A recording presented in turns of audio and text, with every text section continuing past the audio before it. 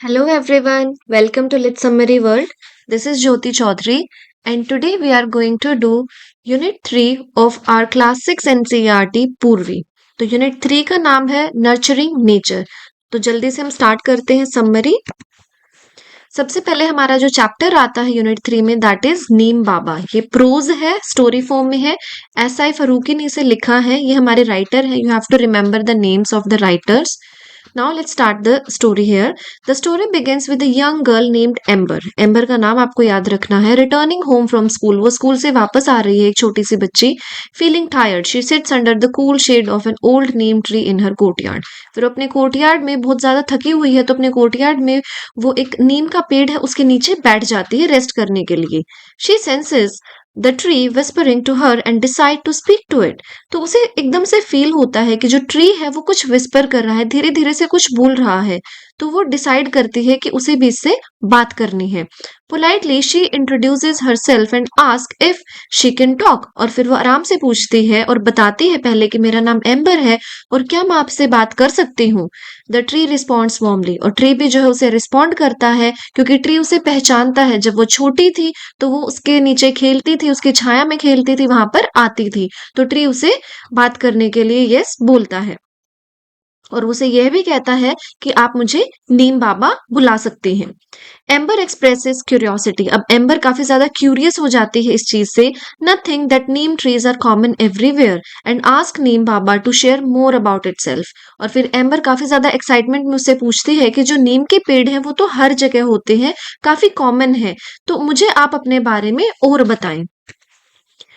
Now नीम बाबा उसे अपने बारे में फिर बताना शुरू करते हैं। तो यहाँ से हम देखते हैं ओरिजिन एंड स्प्रेड, कि कहाँ से इनका ओरिजिन हुआ है और कैसे फिर ये इतने बड़े एरिया में फैलते गए। Neem Baba explains that it is extremely ancient, कि बहुत ज्यादा पुरानी बात है। Born millions of years ago in North India और म्यांमार, कि वो मिलियंस ऑफ ईयर्स पुराने हैं, इतने साल पहले वो नॉर्थ इंडिया में कहीं पर या फिर म्यांमार में जो है उनका जन्म होता है, वो वहां से ओरिजिनेट होते हैं। It's family soon spread across Asia, Africa and even parts of America. और उसके बाद जो नीम बाबा की फैमिली है, जो नीम्स है, वो हर जगह फैल गए। लाइक एशिया में, एशिया के कॉन्टिनेंट में आपको नीम देखने को मिलेंगे, अफ्रीका में मिलेंगे, इवन अमेरिका में भी मिलेंगे। It has many names in different languages. और तो और इनके दूसरी लैंग्वेजेस में और डिफरेंट कल्चर्स में अलग अलग नाम भी हैं। लाइक संस्कृत में इसे अरिष्ठा बोला जाता है, जिसका मतलब होता है रिलीवर ऑफ सिकनेस, जो कि अगर आप बीमार हैं तो आपको उससे रिलीफ मिलेगा। या फिर निम्बा भी बोला जाता है, हिंदी में हम इसे नींब बोलते हैं। और जो ये नाम है नीम, जो कि हम कॉमनली आज यूज करते हैं, ये आया है ईरानियन ओरिजिन से। जो ईरान के लोग थे वो इसे नीम बोलते थे और आज नीम ही सबसे ज्यादा कॉमन नेम यूज होता है। In some places it is called the magic tree, और कुछ प्लेसेस में तो इसे मैजिक ट्री भी बोला जाता है। बिटर ग्रेस ऑफ गॉड भी बोला जाता है, मतलब कि भगवान का कड़वा आशीर्वाद। और विलेज फार्मेसी, विलेज की फार्मेसी मतलब जैसे हमारा मेडिकल स्टोर होता है, फार्मेसी होती है, ऐसे ही गांव की फार्मेसी भी से बोला जाता है कुछ जगहों पर, due to its healing properties. क्योंकि नीम में इतनी ज्यादा हीलिंग प्रॉपर्टीज होती है, नीम इतनी सारी दवाइयों में काम आता है, इसीलिए उसे इतने सारे अच्छे अच्छे नेम्स दिए गए हैं। अब हम देखते हैं कि वो कौन सी चीजें हैं जिनमें हम नीम को यूज कर सकते हैं। मेडिकल यूजेस क्या है नीम के। Neem Baba proudly describes how every part. अब नीम बाबा बहुत ही प्राउड से बताते हैं कि उनका हर पार्ट, जैसे कि लीव्स है या फिर बाग है, फ्लावर्स है, fruit, seeds, roots and even उनका जो ऑयल भी है उसमें कितनी ज्यादा मेडिकल वैल्यूज हैं। लीव्स डिस्ट्रॉय जर्म्स, और जो लीव्स होती हैं नीम की वो जर्म्स को डिस्ट्रॉय करती हैं and are used for skin issues. अब एक एक करके हम हर पार्ट का यूज देखेंगे और आपको ये चीजें याद रखनी है, because we can have questions on these, plus ये आपके लिए भी बेनिफिशियल है। तो लीव्स से हमने देखा कि वो जर्म्स को डिस्ट्रॉय करती हैं and are used for skin issues, कि अगर स्किन में आपके कोई इशू है या फिर इचिंग हो रही है तो उसके लिए भी हम लीव्स को यूज कर सकते हैं। आपने कॉमनली कभी ना कभी देखा भी होगा कि नीम के पानी से लोग नहाते हैं जिनको भी स्किन की प्रॉब्लम होती है।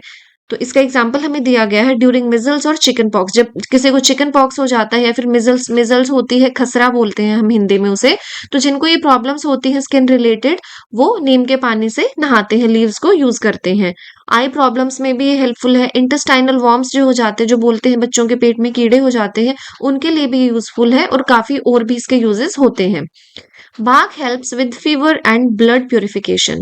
अब जो बार्क होती है नीम के पेड़ की, जो छाल होती है, वो हेल्प करती है अगर आपको फीवर है या फिर आपके ब्लड को प्यूरिफाई करने में। Traditional remedies include neem leaf baths for measles और chewing twigs for oral health. So like मैंने ऑलरेडी बताया कि नीम के पानी से नहाया भी जाता है, उसमें लीव्स को यूज करते हैं, प्लस जो नीम की छोटी छोटी टहनियां होती हैं जिसको दातुन हम बोलते हैं, उससे आपकी ओरल हेल्थ भी काफी अच्छी रहती है, आपके दांत आप काफी अच्छे रहते हैं। Doctors recognise its germ killing chemicals, और डॉक्टर ने भी ये प्रूव किया है, ये माना है कि नीम में जो है जर्म्स को किल करने वाले केमिकल्स होते हैं। Now agricultural and environmental benefits इसके क्या होते हैं कि एग्रीकल्चर में या फिर इन्वायरमेंट को नीम कैसे बेनिफिट करता है। Neem protect crop by repelling pest naturally. जो पेस्ट होते हैं, पेस्टिसाइड्स हम आजकल दवाइयां डाल रहे हैं, उन दवाइयों की जरूरत नहीं पड़ती अगर आप नीम को यूज करते हैं, और वो पेस्ट को रिपेल करता है, मतलब कि खत्म कर देता है, भगा देता है। एग्जाम्पल नीम केक और ऑयल एज पेस्टिसाइड। तो आप नीम का ऑयल या फिर नीम केक्स यूज कर सकते हैं as pesticide.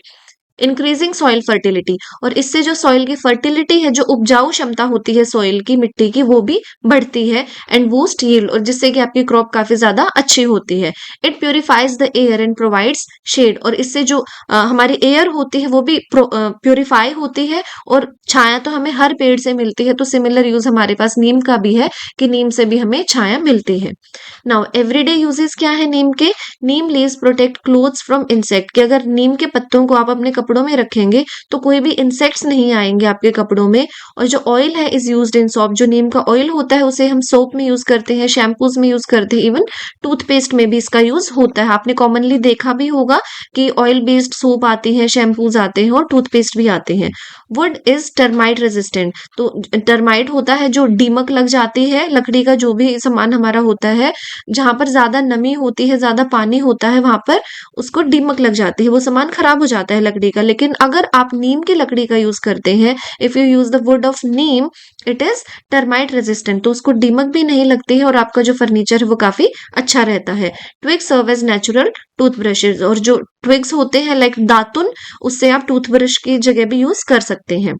Amber shares personal experiences, amber भी अपने पर्सनल एक्सपीरियंस शेयर करते हैं कि उसने कैसे कैसे नीम को यूज किया है, कैसे उसकी फैमिली जो है नीम से रेमेडीज बनाती है या फिर दवाइयां बनाकर यूज करती है। And promises to care for the plant more, promises to care for and plant more neem trees, और वो प्रॉमिस करती है कि और ज्यादा ध्यान रखेगी और भी ज्यादा नीम ट्रीज को वो प्लांट करेगी।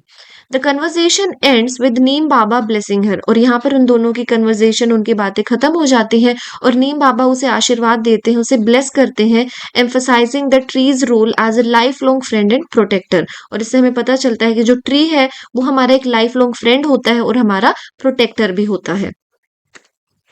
नाउ थीम क्या थी इस चैप्टर की। The chapter highlights the importance of nurturing nature. हमें पता चलता है कि नेचर कितना पावरफुल है, कितना यूजफुल और कितना हमारा ध्यान रखता है। Showcasing the neem tree as a versatile eco friendly gift, और ये हमें एक फ्रेंड की तरह मिला हुआ है। जो नीम ट्री है ये हमारे लिए इको फ्रेंडली भी है और हमें इसे एक आशीर्वाद की तरह लेकर चलना चाहिए। दैट प्रमोट्स हेल्थ, जिससे कि हमारी हेल्थ अच्छी रहती है, हमारे एग्रीकल्चर में ये हेल्पफुल है और सस्टेनेबिलिटी के लिए भी यूजफुल है। It encourages appreciation and conservation of trees, और इस चैप्टर से हमें ये भी पता चलता है कि हमें अप्रिशिएट करना चाहिए जो ऐसे ऐसे गिफ्ट्स हमें नेचर से मिले हुए हैं, प्लस हमें ट्रीज को कंजर्व भी कर रखना चाहिए, बचा कर रखना चाहिए।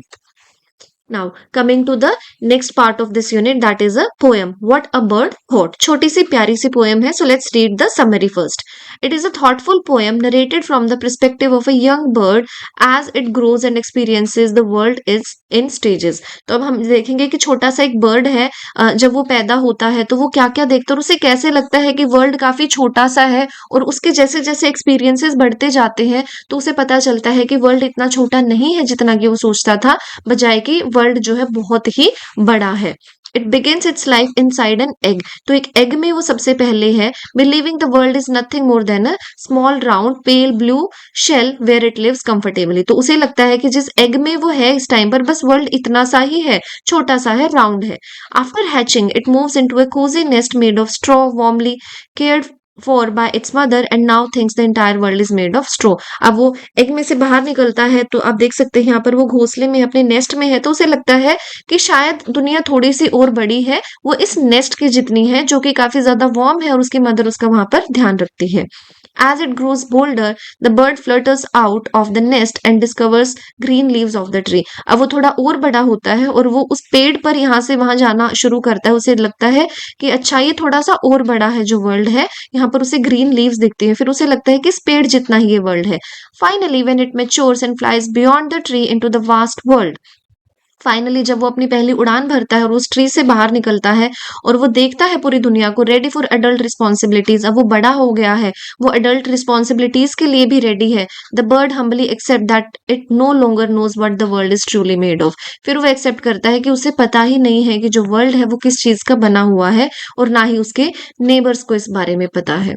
अब इससे हमें क्या लेसन मिलता है, इसका हिडन मीनिंग क्या है पोएम का? The poem beautifully teaches us that when we are young, कि जब हम यंग होते हैं, छोटे होते हैं, फिर कोई भी नया काम करते हैं, our view of the world is very limited. तो हमारा जो व्यू होता है वो काफी लिमिटेड होता है, काफी छोटा होता है।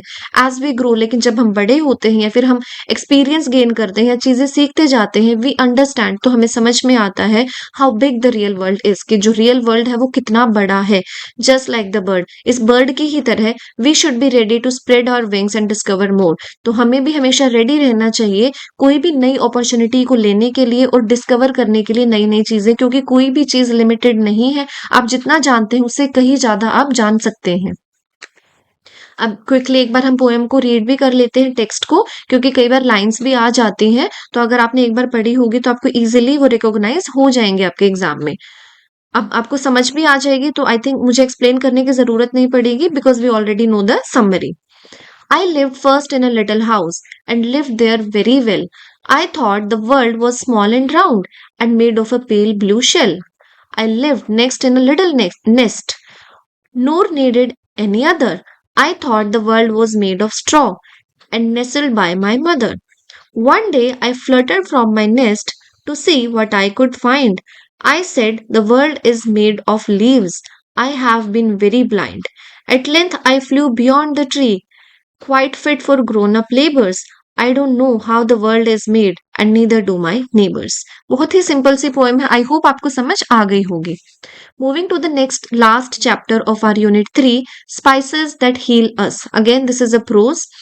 The chapter begins with Dadi expressing happiness that the natural remedies she suggested earlier helped Vikram and Vaibhavi recover quickly from their cough and cold. तो इसमें एक लेटर मिलता है, दादी का लेटर आता है, ग्रैंड मदर है विक्रम और वैभवी की, और वो एक्सप्रेस करते हैं कि वो कितनी हैप्पी है कि उन्होंने कुछ नेचुरल रेमेडीज बताई थी विक्रम और वैभवी के लिए, अपने ग्रैंड डॉटर और सन के लिए, जिससे कि उनका कफ और जो कोल्ड है वो ठीक हो जाए, और वो एक्चुअली ठीक हो भी गया है। तो दादी इस चीज से काफी हैप्पी है, और अब वो बताएंगे कि और कैसे छोटे छोटे जो मसाले होते हैं, स्पाइसेस होते हैं हमारे किचन में, उनको यूज किया जा सकता है और वो कितने हेल्पफुल हमारे लिए होते हैं।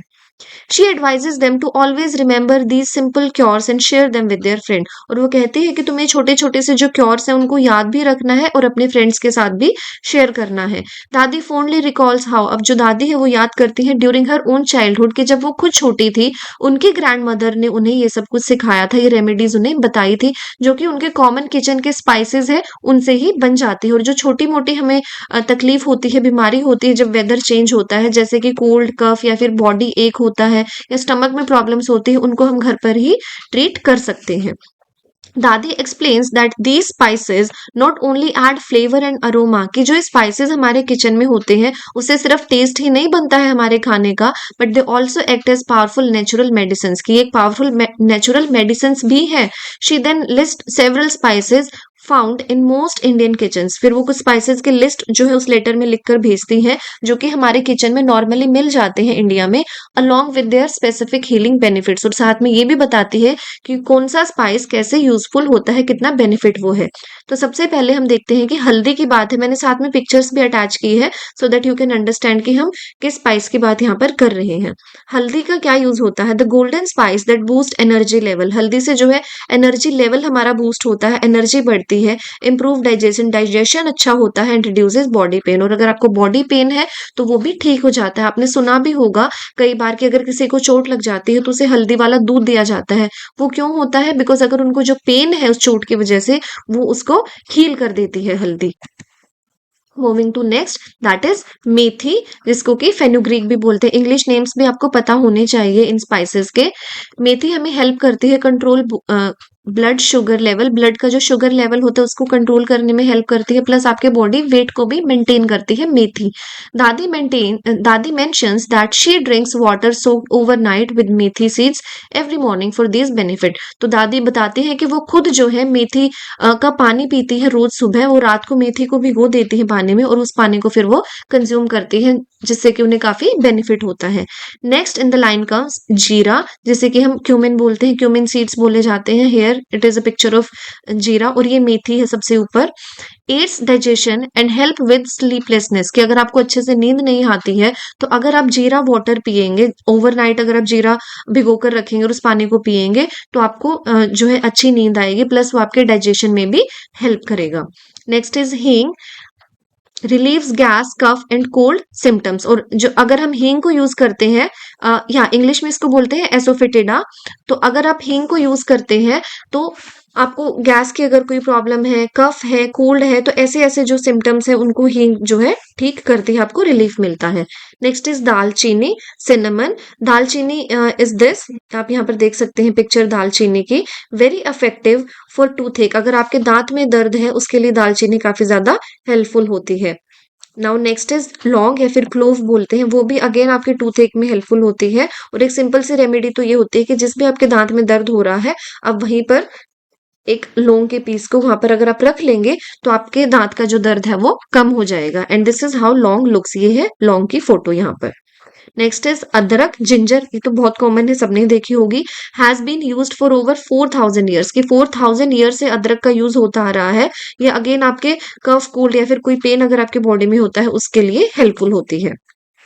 नाउ टुवर्ड्स द एंड दादी mentions a few more everyday spices, and में दादी कुछ और स्पाइसेस के नाम डालती है that also have wonderful healing properties. तो जैसे कि काली मिर्च, अजवाइन, इलायची और सौंफ, इनका भी जो है दादी अपने लेटर में जिक्र करती है। काली मिर्च को हम बोलते हैं ब्लैक पेपर, अजवाइन इज कैरम सीड्स, इलायची इज कार्डमम एंड सौंफ इज फेनल सीड्स। तो ये पिक्चर्स आप यहाँ पर देख सकते हैं इन चारों की। दादी emphasizes the value of this ancient wisdom and encourages the children to appreciate and use these natural gift from the kitchen for good health। और वो चाहती हैं कि जो बच्चे हैं वो सारे इन चीजों को यूज करें, और उन्हें पता होना चाहिए कि कौन सा स्पाइस कैसे यूज होता है, और वो चाहती है कि ये चीजें वो अपने जो फ्रेंड्स हैं उनको भी बताएं, प्लस आगे की आगे नेक्स्ट जनरेशन को भी पास करें।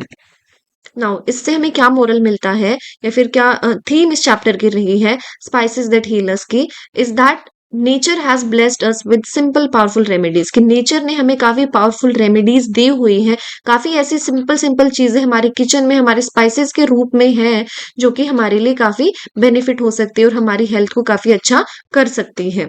We should cherish and preserve this traditional knowledge, और हमें इस ट्रेडिशनल नॉलेज को प्रिजर्व करके रखना चाहिए, और रिलाय करना चाहिए on these gift from nature for good health, और हमें इन पर विश्वास भी करना चाहिए and pass them to the others, और दूसरों को भी बताना चाहिए। Like we have already discuss this thing, living a balance life in harmony with the wisdom of the past. और हम काफी बैलेंस्ड और अच्छी लाइफ जो है जी सकते हैं कि अगर हमारे पास ये पास्ट की विजडम, ये नॉलेज है।